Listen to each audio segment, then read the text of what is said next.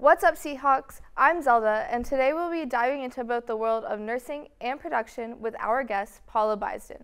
Think you have a lot on your plate? Well, wait until you hear the inside scoop on the life of this nursing professor, CEO, director, and executive producer all wrapped up into one.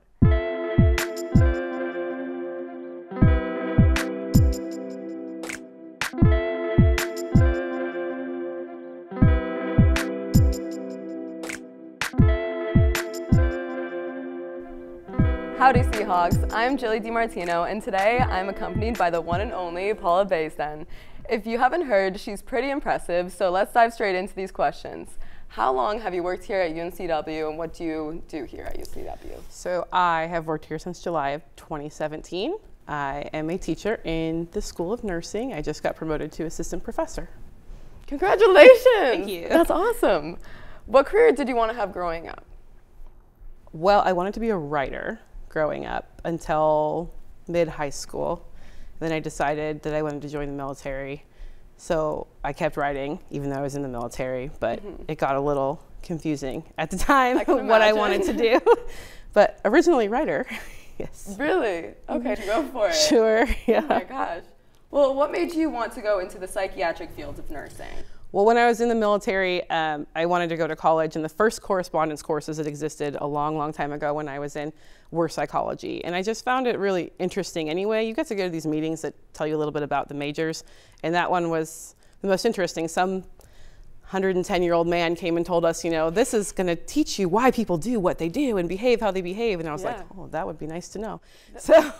I don't blame As an 18-year-old girl, I'm like, that's interesting. Yes, I don't know what everyone's thinking. That's what got me into it in the first place. Yes. That's amazing. Okay, so you're bouncing around from first, we got want to be a writer, then military, and then psychology, a whole bunch of things. Wow, whirlwind. Yes. Well, what got you interested in the film industry? So if you started with you were interested in writing, how did you jump to that? Right, so when I started writing, actually in high school we had a writer's club and all of those things, and they introduced us to screenwriting as an option. And I thought, well, that's cool, right? That's more fun than just writing a book. And I thought I was the only person who still read books because my friends did not in high school. So I found it interesting very early in life, but again, got distracted by other things I was doing, like the military, and then had a family. And then we moved here the first time in 2007 to the Wilmington area and actually just went to a random workshop for people who are interested in screenwriting. So in 2007. And I was like, this is super cool. I'm going to start writing again. So I'm glad. Well, I'm super it was glad Wilmington. It was Wilmington that brought it back into my life. So. Really? That's interesting because when I moved here too, I had no idea film was even a thing here until like you literally just stepped foot in Wilmington and everyone's like, oh, do you work in the film industry? Or do you film anything, film this, film that? So I'm really glad I brought it to your attention because you're a great writer. Oh, thank you. You're welcome. Are there any similarities between nursing and filming? Definitely. So in nursing, we don't live in our own little silo world, right? We work with an interdisciplinary team, and you have to be successful. Very similar to a film set. If sound and camera aren't on the same page, there's a huge problem. Just like in nursing, if the respiratory team and the nurses aren't on the same page, there's a huge problem. So the difficulties that come with working with people whose job is different from yours towards the same end goal go across the fields. You know, it's applicable in both areas. Yes, that's. I can definitely see how they would be very, very similar. Yeah. Especially, I mean, nursing someone's life. Yeah.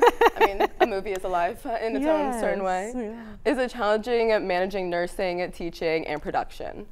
Yes. Having 3 jobs is hard for anyone. Yes. But we have the luxury as teachers at a university that believes in self-care and believes in having time for yourself. A lot of us, not all of us, get to have 9-month contracts, right? So we have significant time off to do things that are very emotionally healthy for us, that help us thrive in that way and outside of work. So definitely have to manage my time very carefully, live and die by the calendar, but it's been able to all fit because of it being a 9-month contract, having the time, having weekends off. Coming from nursing, like hospital nursing, into instruction and nursing and having weekends and holidays off is a huge deal. Yeah. You know, so there is time. So I've heard that you film here on campus. Yes. Can you tell me a little bit about that? So we had the luxury of getting a very discounted rate, not free, to film in the simulation lab at the School of Nursing where I teach. And That was a huge blessing for sure. It was a lot of paperwork. I can imagine. It was great for realism. As you might know, it's very difficult to film in an actual hospital. They're not going to just let you do that. They can't just move the patients. So it was a huge deal to be able to do that at an extremely discounted rate too, and understandably so for paying for it. They have to have ambassadors and things there, but that was wonderful. And I work in that lab, so I know the place. That was very nice for me as well to have a familiar place to be doing that. No, that's amazing. I watched the first pilot episode and I thought it was actually in a real hospital. It is very identical to an actual hospital that I didn't even know we had here on campus. So that's really cool. And it is very difficult to rent it. You probably won't be able to. It is busy. We have new majors using it now too, not just nursing. So really? It is very Okay, we got some competition. Yeah, we're just going to build a hospital set at my studio. It's fine. Oh, yeah. Perfect. We'll get gurney and everything. Yes, I love that. It's very cool. How did you come up with the concepts for your show, Out of Touch? So I was already a mental health nurse or psych nurse, and I had been writing for other things. And kind of, it was a running joke that you can't make this stuff up. Like people write fake medical shows, but they couldn't write fake psych shows because what you'd make up would not be as interesting as real life and what really happens. So we started writing it down. My team just writing down stories without violating any privacy laws of things that happen. And I started putting it together. Originally it was going to be a book. And I was like, this is not going to come across the way I want it to in a book. So after the workshop that I had done here for screenwriting, I'm like, this will work. This will work as a series, right? And then I kind of put it on the back burner and it sat there, but I was still keeping a journal and writing down experiences. And when we decided to move back here, it was kind of like, I need to finish this. I need to put this together and do something with it because I'm getting a full-time teaching job to teach mental health nursing and I could use this to teach my class. Yeah. So that's how it got reorganized into a 10-episode limited series to teach the 10 modules of the class. Okay, so it lines up with your class. Yeah. Okay, that's really cool. Yes. So are you a big advocate for mental health awareness? Yes, we do. Our production company does PSAs for NAMI, for North Carolina NAMI and nationwide NAMI, and for other organizations that advocate for mental health. I'm also a lobbyist, so I go to DC and I go to the North Carolina Assembly and politely talk to people about mental health care and healthcare policies. So it is a big part of my life, but the way that we're structured here in the U.S., it only happens a few times a year that I have that opportunity to do that. So, well, as someone who is a big fan of mental health awareness, I appreciate it because I think everybody should know about everything mental health comes with, and for the people who have their own mental health issues, it's very satisfying to know that there's people like you advocating for us. Yes. So I appreciate it a lot. Everyone should have a therapist. Every single person. Everyone should have a therapist. Every single person. I agree with that 100%. So no, that's very good. And I imagine working with people, when you're working with mental health patients, it's going to affect you naturally. Absolutely. So how have you handled that?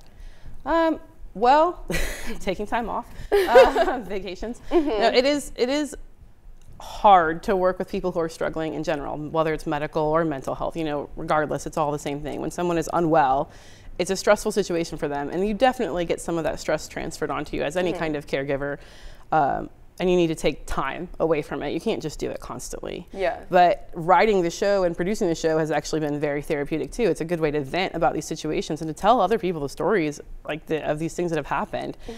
It's very, very therapeutic. Yeah, very helpful. I can imagine. Yes. And I think it's really cool that you're using real life examples because I think when I'm watching the show, it kind of makes me feel better about the stuff that I see in my life. I'm like, other people are experiencing this too, and I'm not like going crazy. Like it's really, really cool. And I love, as someone who is not great at the psychology classes, but I love the subject. It's really, really amazing to kind of like learn stuff here and there and enjoy it as well, especially with the little humor that I love myself some dark humor on the side. Like it's amazing. So I love it. Yeah, good. Do you have any plans for filming in the next upcoming months? Yes. So again, our mission is to entertain, educate, and advocate, but it's not only a mental health advocacy production company. So we have 2 feature films actually that we'll be working on.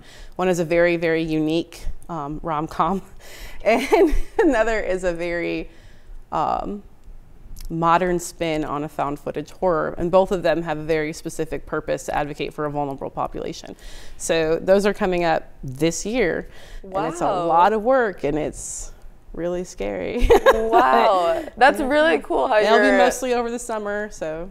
Okay, that'll be awesome. Nice weather and all. Yes. But that's really awesome how you're advocating for certain groups. Yes. Because I don't think the film industry kind of does that a lot. They kind of forget about it and go for what's going to be successful, what's going to make us money. Right. So I think that's amazing that you are taking that route, and that is what sets you apart from everybody else and what is going to make you flourish in this industry. Great. Yes. Well, that wraps up all the time we have for today. Thank you so much for coming in and sharing with us today, Paula. Go grab your popcorn and get cozy, because up next is Wave Watch, where Andrew will dive into the details of Paula's production studio. Make sure to stick around after Wave Watch for the Sammy Awards. Thank you so much. Of course. Hey there, I'm Andrew, and welcome to Wave Watch. From UNCW professor to producer, Paula Baisden does it all. Citizen Studios is the newest addition to Wilmingwood. It's a creative space and gathering place for storytellers. Film, photography, events, and coffee? Yes, you heard that right, coffee. Citizen Studios doubles as Call Time Coffee, a film-themed coffee shop.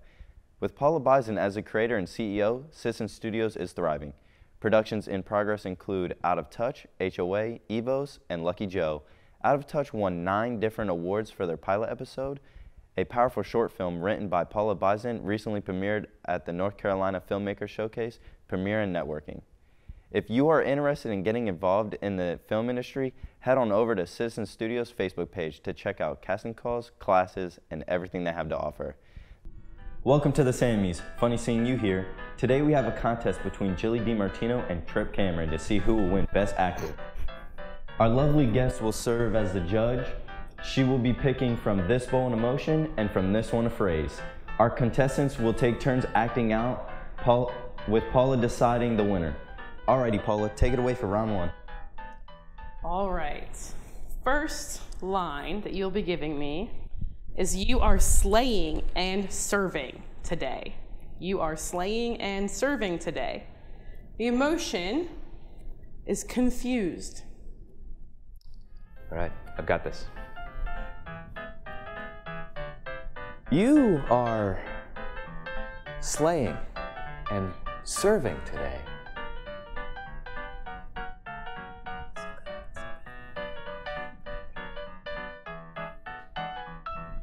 You are slaying and serving today?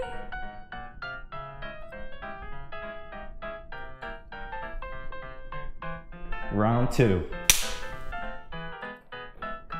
All right. The next line is nobody puts Sammy in a corner. Angry. All right, nobody puts Sammy in a corner.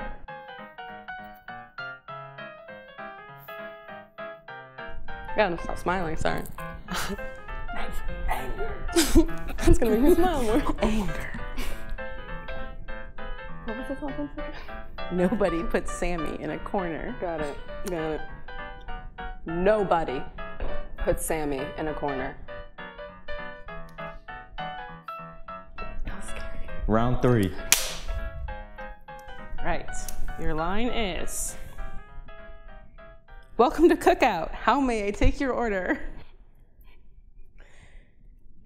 And flirtatious.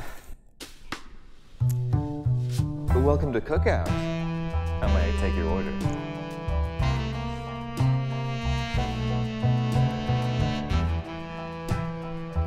Hey, welcome to Cookout.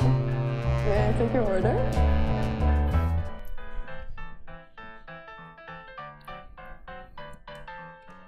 Round 4. Your line is, Sammy the Seahawk is my inspiration to wake up in the morning. Sammy the Seahawk is my inspiration to wake up in the morning. Sad.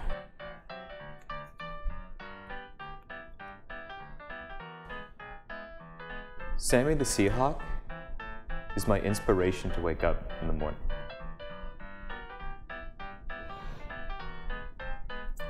This one's gonna hurt.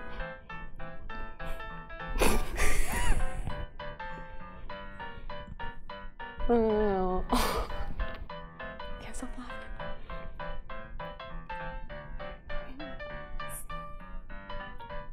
Sammy the Seahawk is the reason I wake up in the morning. My inspiration. Is my inspiration for waking up in the morning, I think. There's a tear falling if you see it. See it. I can't Round do that. All right, the last line. Sammy, I have a feeling we're not at UNCW anymore. Throw Wizard of Oz. And creepy. Sammy, I have a feeling we're not at UNCW anymore. And creepy. Sammy, I have a feeling we're not at UNCW anymore. Might curse me out. Sammy, I have a feeling we're not at UNCW anymore. How's that gone?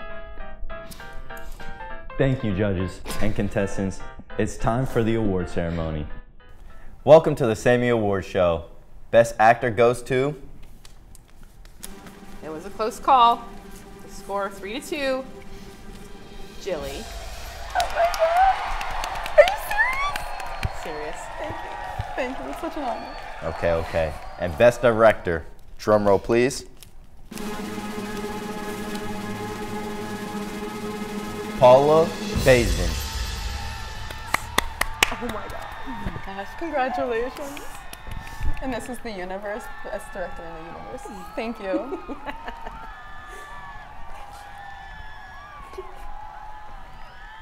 Would you like to say anything to your fans, Paula? No. Thank you so much to our contestants and to our special guest, Paula Baisden. We will see you next year at the Sammy Awards. That's all we have for today. A big thank you to our guest, Paula Baisden, for finding time in her busy schedule to speak with us today. She really is a quadruple threat. Thank you for coming out to watch this week's episode of The Current. We'll see you next time.